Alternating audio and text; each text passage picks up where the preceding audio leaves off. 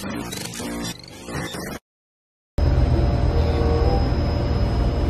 mga ka-tips. So ngayon meron kaming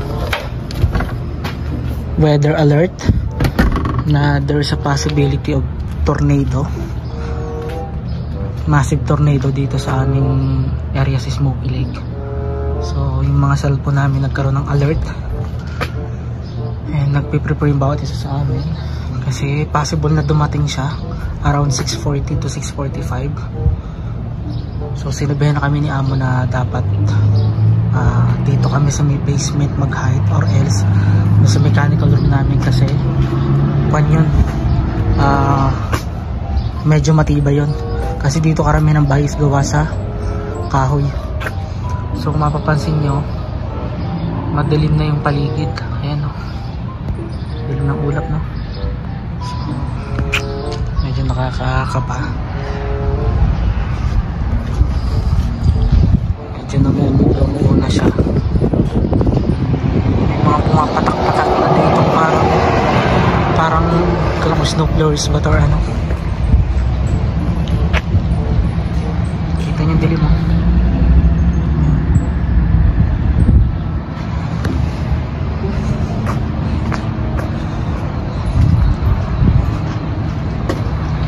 Kakatakot. 2 days ago lang sa may Edberg nagkaroon, tapos ngayon dito sa amin sa mismong Kilig. So medyo nakakakab siya. Makikita nyo madilim yung paligid ko. Mabantayan ko, hopefully makakuha ko ng chance. Share ko sa inyo, I'm hoping na safe bawat isa sa amin dito.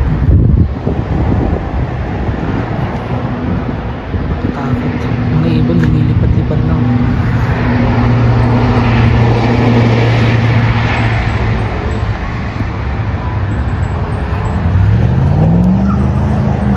Ang dilim ng kalangitan, no?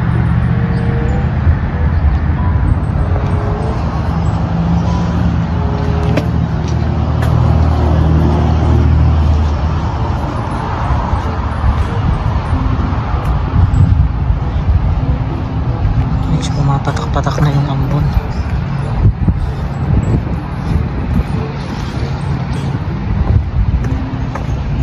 Dilim ng paligid ko.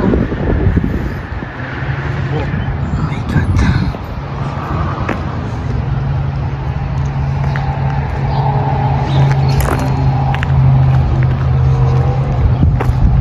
Nakakatakot dito, kaya pala napakahalaga ng mga basement dito sa bahay.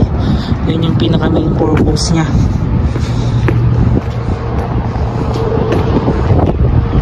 Pag may mga ganitong incident, yung madilim ang langit, oh. Tapos lumalakas yung hangin. Ito yung paghanapan ngayon sa update ko na lang kung anong mangyayari. Pa naman yung duty ko. Nasa basement naman ako, yung mga gamit ko naman okay naman doon. Inform na lang siguro kung inakuya kung anong nangyari. Grabe yung dilim mo. Iba yung dilim niya, oh.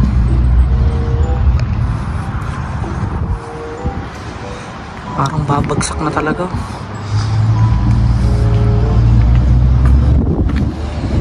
Magkakatabi pa naman yung business ni Amo dito. Ito yung Gopher, yung liquor store niya. Tapos ito yung sa amin. Yan yung business namin. Tapos magkasama dyan yung ESO, tsaka yung aming Great Bear Cafe. Tapos ito yung Super 8 nila. Magkakatapat lang, paikot lang siya. Grabe yung dilim na talaga, oh. Babalik muna ako sa work, tapos mamaya kung ano, kasi wala masyadong tao ngayon kasi nagsi-uwian bigla yung mga tao, nagmadali silang umalis eh. Kinakabahan din kasi. So yan.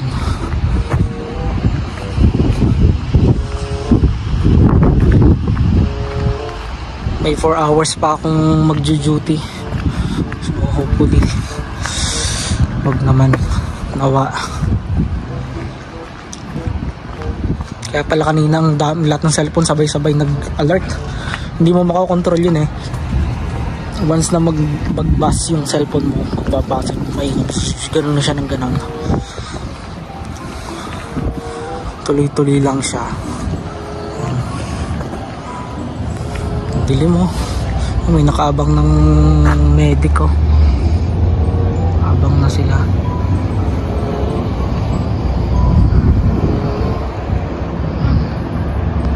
Grabe, ang dilim na talaga. Oh my God.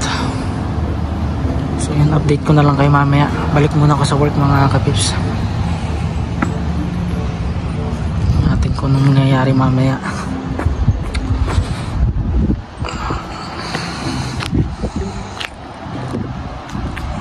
Dilim talaga. Update ko na lang kayo.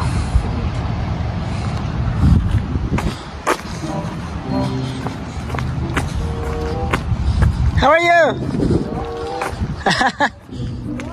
Yeah, I think there is possible of tornado coming. Yeah, but I don't. Should be careful. Did you receive some alert on your phone? Huh? Did you receive some alert on your mobile? No. No? But they said Fort Saskatchewan, that's not here. Yeah. The storm is going through there now. Yeah, some of them they don't. Coming this way. Yeah. They're just getting the tail end of it. Let's see. I'm afraid it's too dark. All the clouds are too dark now. That looks worse now. Yeah. Okay. Oh yeah, but you feel the wind. Yeah, bro. You feel the wind. Just stay safe, okay? See you. I'm coming back to work.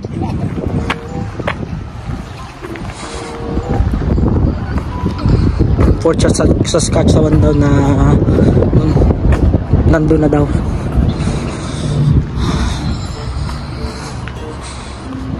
Update ko na lang kayo mga kapis. Back to work muna ako. Umuulan na mga kapips. Ayan na, nag-i-start na siyang umulan. So hindi ko alam kung anong sunod dito.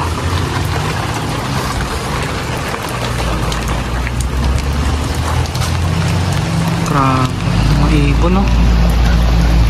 Nagliliparan no. Ayan, malakas-lakas na yung ulan.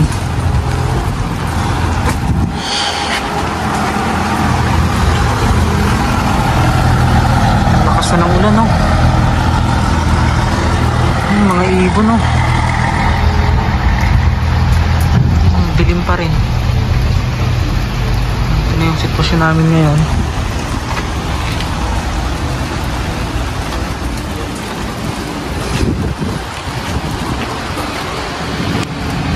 Ulan. Kumukulog na. Ay kulog pa siya mga kapips.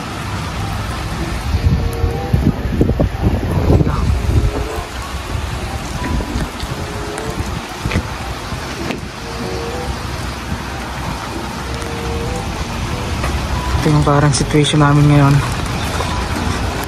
Lakas yung ulan.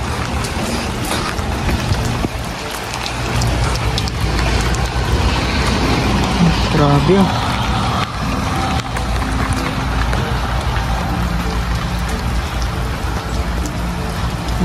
Napupulasan yung mga ibon oh.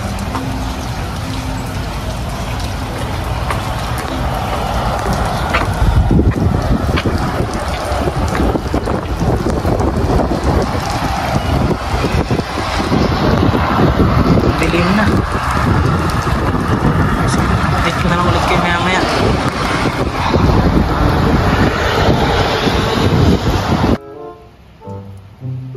Tuloy-tuloy yung ulan mga katips.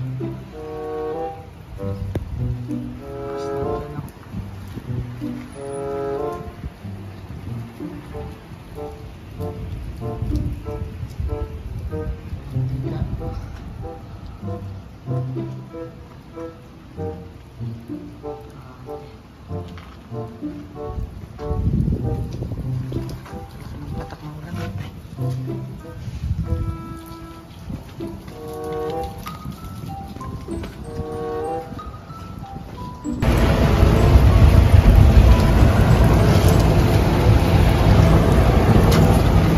Sa Fort Saskatchewan daw, meron? Kaya nga. Wala dito. Nitingnan ko baka may mamumong ulap eh.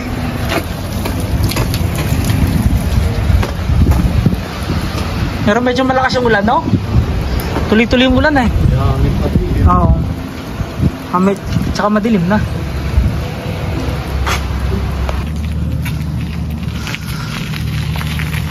Hello mga kapips. Ito, pauwi na ako ng bahay. Thanks God. Wala naman kami na-experience sa tornado. Tsaka lumiwanag na uli. Yan, kasi yung ulan, katatapos lang ngayon. Tuloy-tuloy talaga yung ulan. So ngayon lang siya natapos. Yung Fort Saskatchewan, yun daw yung tinamaan ng tornado. Pero sa amin nag-a-alert pa rin na magkakaroon ng severe rain, severe thunderstorm din. So talagang kwan siya. Pero madilim-dilim pa rin yung langit eh. Hindi ganito dapat yung liwanag kapag ganitong summer eh. Medyo makulimlim pa rin.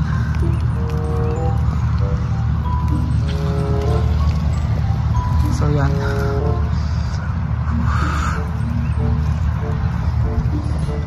May mga nag-send sa akin ng video dun sa nangyari sa Fort Saskatchewan. I-share ko siya dito sa vlog. Medyo na-busy pa rin kami. Bago kami mag-uwian, na-busy pa rin. Madami pa rin pumupuntang customer kahit tuloy-tuloy yung ulan. Ngayon lang talaga siya tumila. Paglabas kong to, ngayon lang talaga.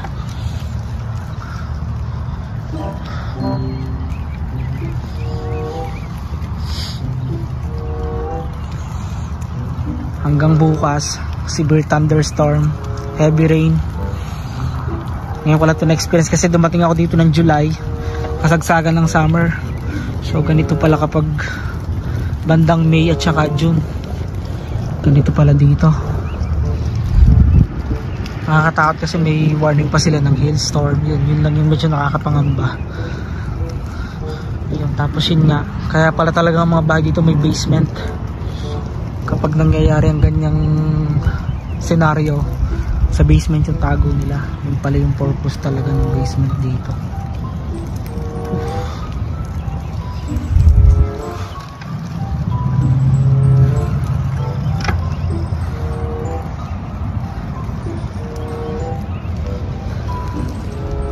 Yan yung paligid ko ngayon.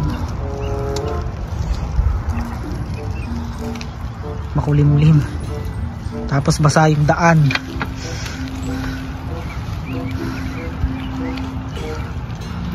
Try nating dumaan dito sa ibang ruta. Pakita ko sa inyo. Tuloy-tuloy kasi yung ulan eh. Parang Pilipinas lang, no?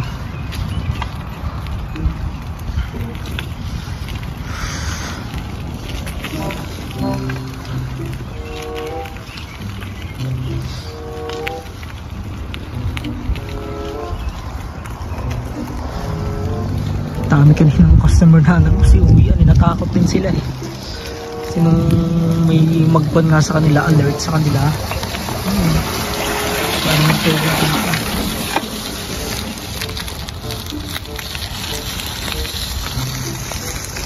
Madali sila eh. Kasi yung iba mga tourist lang, travelers lang, hindi sila taga Smoky Lake. Kaya ganun talaga yung nangyayari. Gusto ng tubig.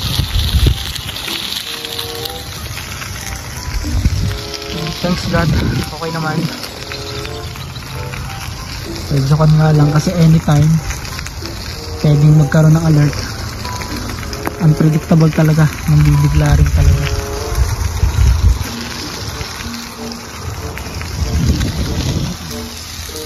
Puro pa naman karamihan lupa dito sa town ko. Hindi lahat sementado. Yung bike ko biglang gumana, hindi ko alam kung bakit. kumakagat na yung chain niya sa plate niya. Kaya nakapag-bike ako ngayon. Bala ko sana kung tuloy-tuloy pa rin ang ulan, maglalakad na lang ako. Nasa Tumila, ayan.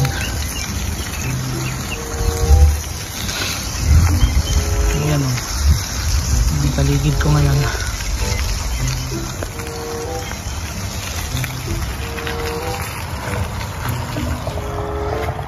Medyo makulimlim pa rin o. Yun yung pinaka main road, yung may dumang kotse yun.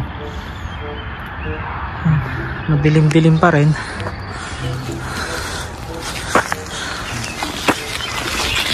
Pero at least wala nang ulan.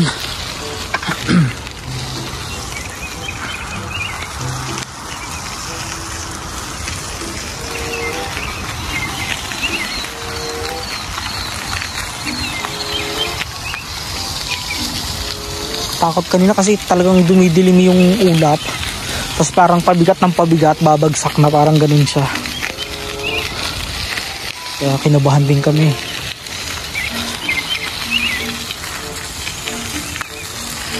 Ayan, yan yung mga kapitbahay ko dito ngayon.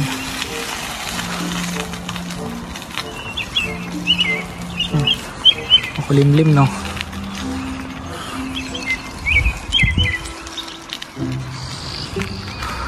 Wow, may yate pa. Grabe naman ito. Social do.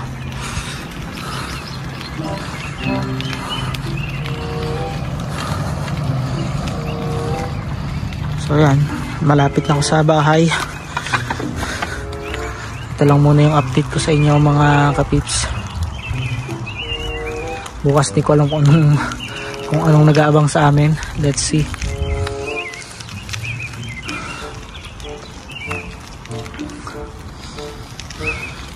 Buti na lang malapit ako sa work. Anytime pwedeng umuwi. Yun yung nagustuhan ko dito. Yan yung dinadaanan ko. Medyo maputik siya.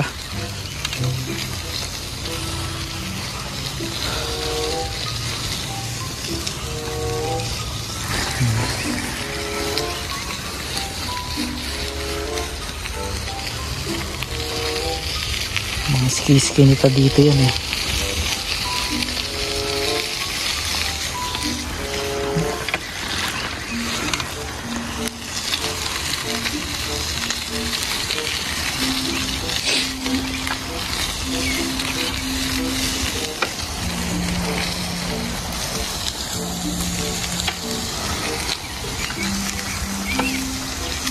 Yan lang muna mga kapips. Thank you for subscribing my channel. Magte-10K na tayo. Thank you for always supporting my channel mga kapips. God bless you all. Dito na ako sa bahay.